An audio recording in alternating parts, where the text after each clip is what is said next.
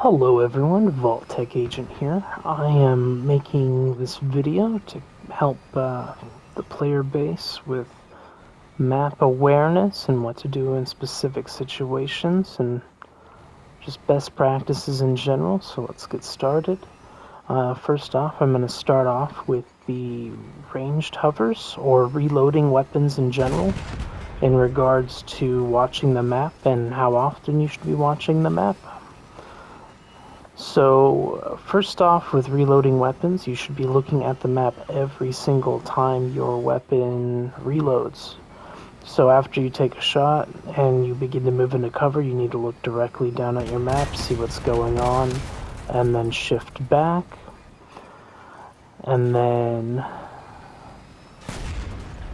you just continue to do it. Poke out, shift back, poke out, shift back. Now, let's say you're in a situation where there is a dog on the map, or a dog build, harvester spark, anything like that. All you have to do, if you have a verifier or one of your comrades on the map spotted the dog cloaking, as soon as you kind of get the signal, basically all you have to do, if you're on a hover, is just get your ass to a wall as quick as you can. More often than not, that dog's just going to ram you right up the wall, and then when it shoves you up, all you have to do is juke off of him, and his nose is going to go directly into the wall, and then you just get back shots on him, or just run away. Now, let's say you are against a dog team in Clan Wars, and you're the only hover, or there's two hovers and two spiders. What you do in that scenario is you need to position yourself at the front of the pack. So if you're playing defensively, you just need to be positioned in front of the spiders, because what's going to happen if you are behind the spiders is a dog is going to go right past the spiders straight to you on the hover, and no one's going to be able to help you. You're just going to get stuck on a wall more often than not, and then while your allies are trying to turn their big slow asses around, they're going to get hit in the keister, and you're probably going to lose the match. So if you are positioned in front of the team on the hovers, then the spiders don't have to turn around at you, and then they can, guard and help you when you're grabbed by a dog. And then you should be able to win the match and just kind of try to juke them. Now I'm going to shift over to how to do the spiders and what to do with a spider. As far as positioning and map awareness. Alright, so now we're off to spiders. With spiders and map awareness with machine guns. Basically, with machine guns, you're not going to be out of cover for the entire time.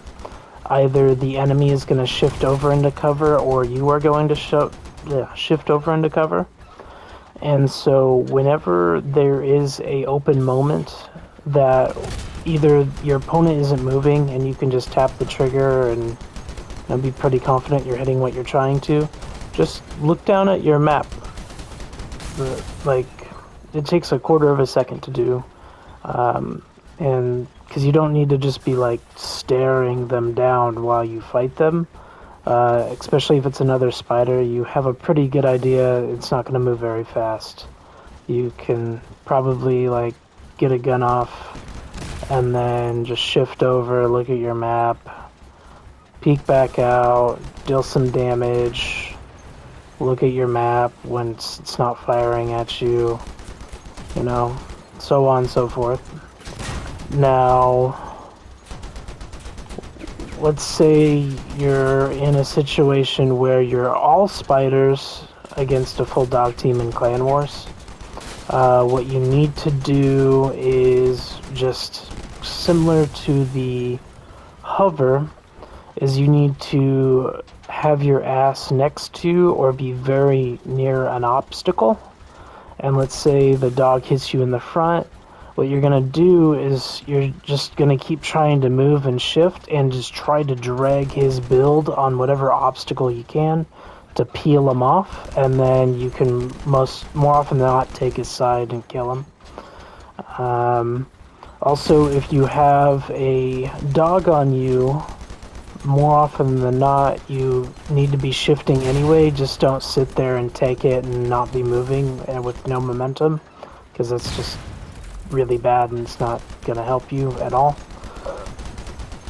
But yeah, that's basically it for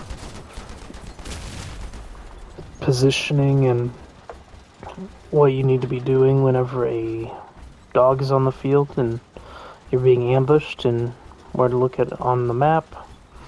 I'm also going to go over map settings that you should have. So your map settings should look like this. You need to have the large map size so that on your mini map you get a very good idea of what's going on the field, even though you're nowhere near it. You want your markers to be medium size. You don't want them small, because then it's kind of hard to see, and then you don't want them too big, so you get a poor idea of where they actually are in their positioning on the map, because of the obstacles and layout. And sometimes, if you get your timing done correctly, you can actually pay attention to their position and get an idea of, as soon as they poke out around a corner, you can fire at that spot you think they're going to be based on where they are on the map, and just hit them with a cannon or scorpion shot based off just looking at the map, not aiming at them directly. Alright, so when engaging a target in like peekaboo fighting or anything like that, you're always going to want to aim at the gun farthest from cover, because if you aim at the gun nearest to cover, you're just going to lose sight of it quicker, and you're going to end up moving to that outside gun anyway.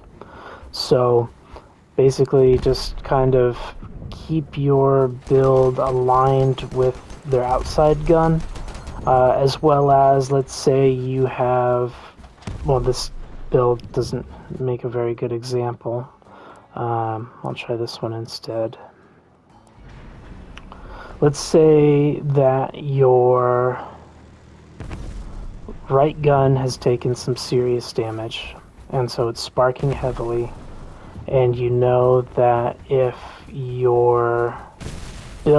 peek out, you're most likely going to get it taken.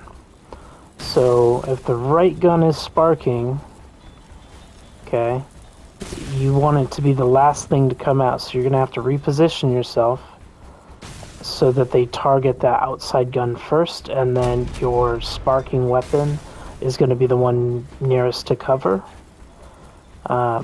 That way, you kind of get to keep your damage potential longer.